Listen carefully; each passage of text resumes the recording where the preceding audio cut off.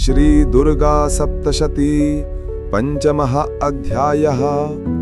देवताओं द्वारा देवी की स्तुति।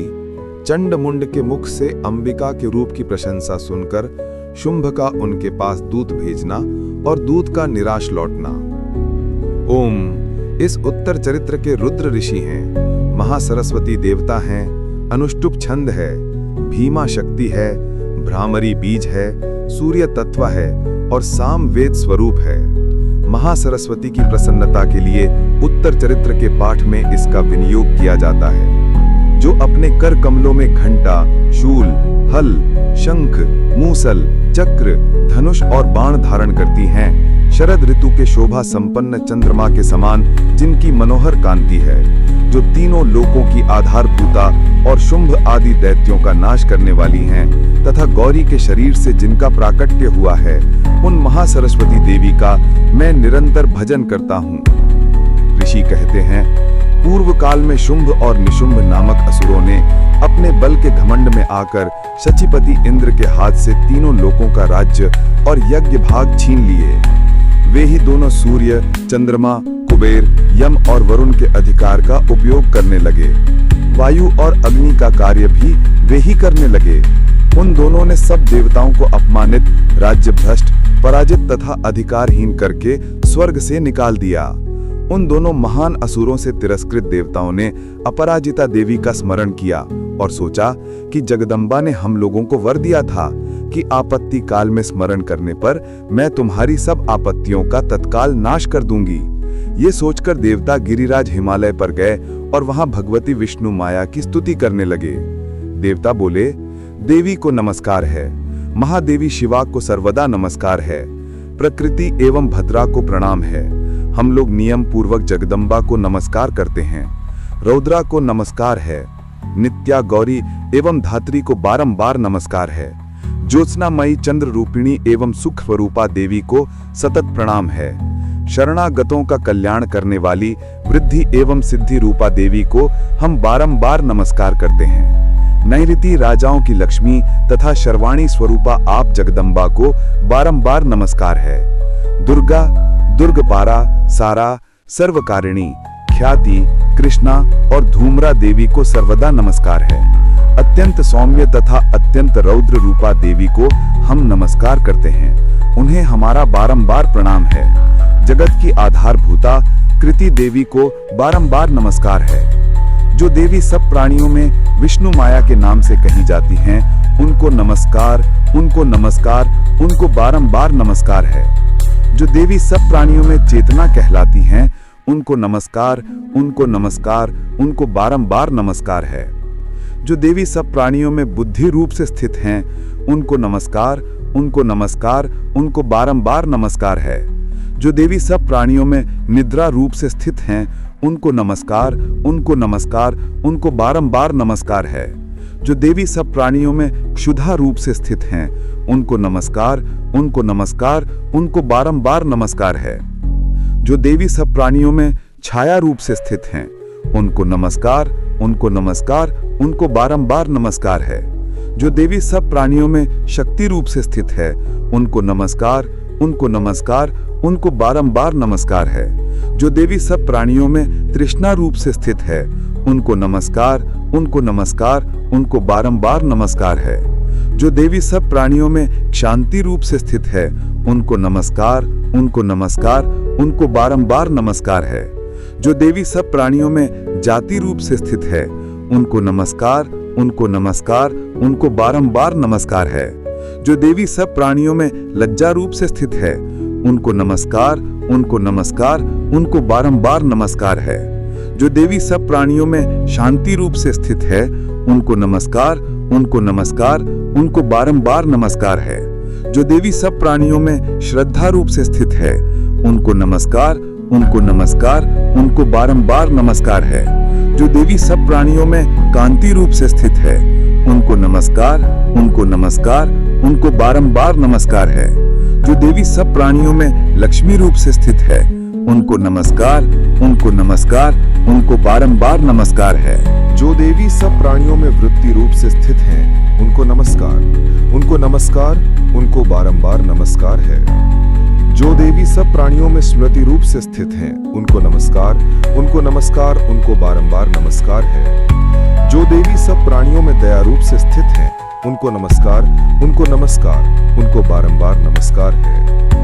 जो देवी सब प्राणियों में तुष्टि रूप से स्थित हैं, उनको नमस्कार, उनको नमस्कार, उनको बारंबार नमस्कार है।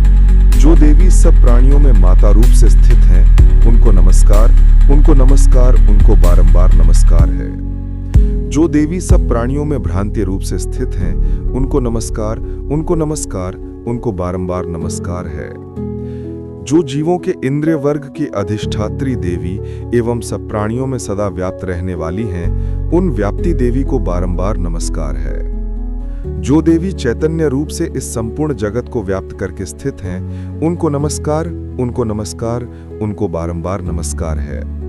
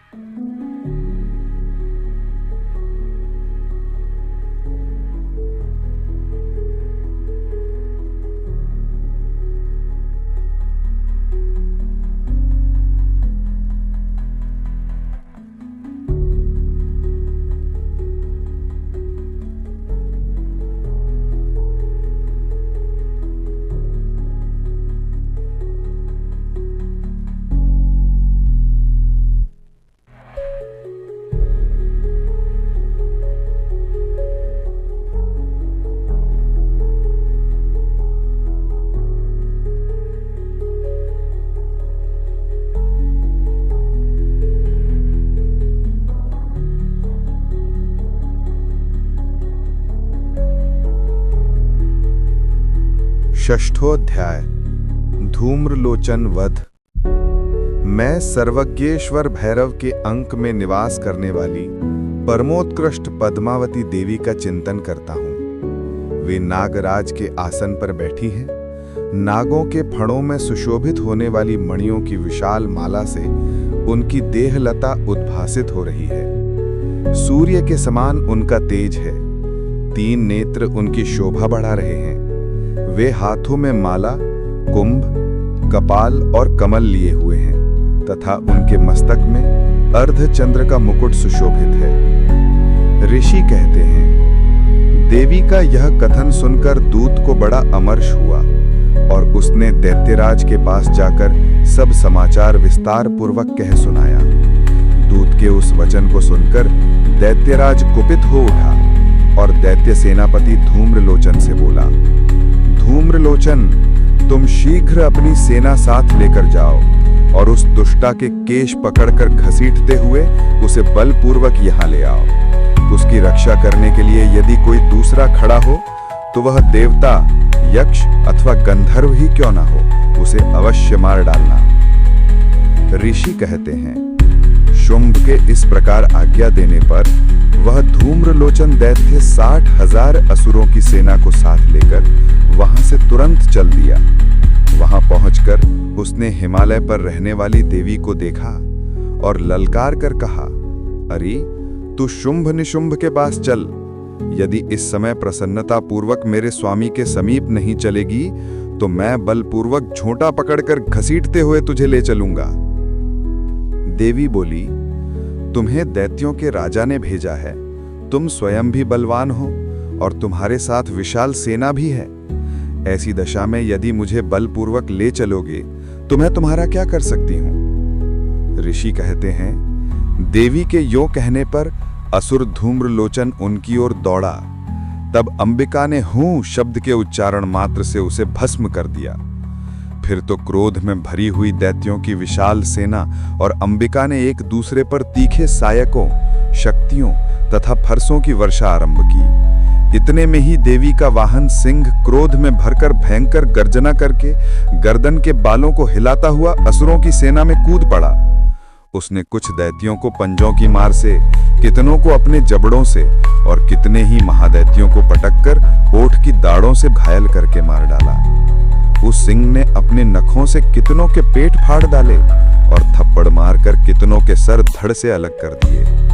कितनों की भुजाएं और मस्तक काट डाले तथा अपनी गर्दन के बाल हिलाते हुए उसने दूसरे दैत्यों के पेट फाड़कर उनका रक्त चूस लिया।